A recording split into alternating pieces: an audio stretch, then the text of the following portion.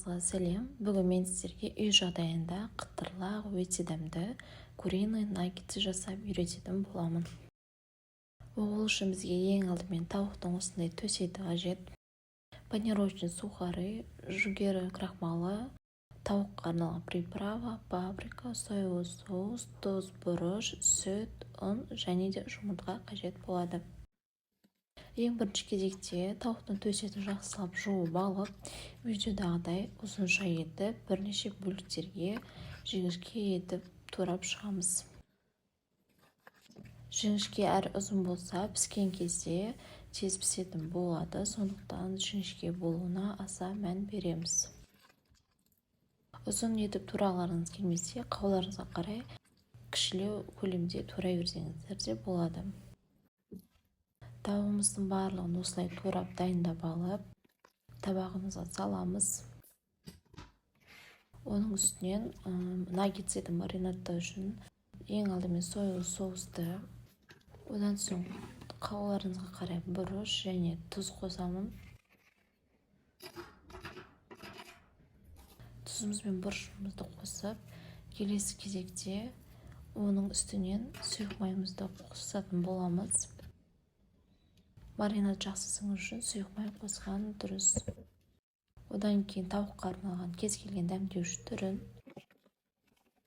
наггетсіміз қызарып әдемі пісу үшін паприка және де қытырлақ болу үшін жүгері крахмалын қостым.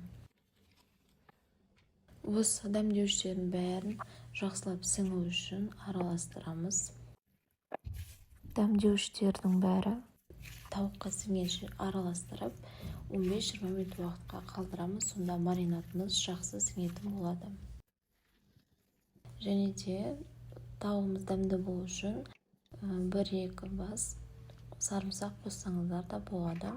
Сарымсақ қосу міндетті емес, өз қауларыңызға қарай. Осылай араластырып, 15-20 минут уақытқа қалдырамын. Және осы уақытта оның клярын дайындайтын боламын. Ол үшін 1 стақан сүтке 1 жұмыртқаны қосамын. Және оның үстіне жүгері крахмалын қосамын. Сонымен қатар ұнды салатын боламын. Осылардың бәрін бір ыдысқа салып, жақсылап араластырып шығамын. Және де қауларыңызға қарай тұз және де бұрыш қоссаңыздар болады. Барлығын жақсылап осылай бір ыдысқа салып алған соң араластырып шығамыз.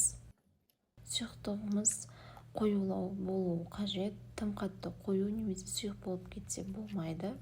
Орташа қоюлықта болу қажет. Жақсылап араласу үшін осылай венчикпен араластырсаңыздар да болады.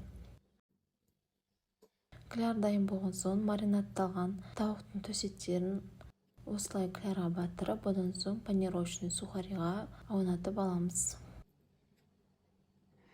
Осылай аунатып дайындап алып, қызып тұрған майымызға салып қуыратын боламыз. Осылай жақсылап екі бетін қызартып, қуырып дайындаймыз. Ұзағырақ қуырған дұрыс, сонда етіміз таза пісетін болады. 4-5 минуттай уақыт қуырамыз. Тауықтың төс етін жұқалап турағандықтан ол тез пісетін болады. Піскен наггетсарымызды майдан шығарып, тәрелкемізге салып аламыз. Менің наггетсарым дайын болып шықты. Егер рецепт ұнаса, каналға тіркеліп, лайк басып, комментарий жазуды ұмытпаңыздар.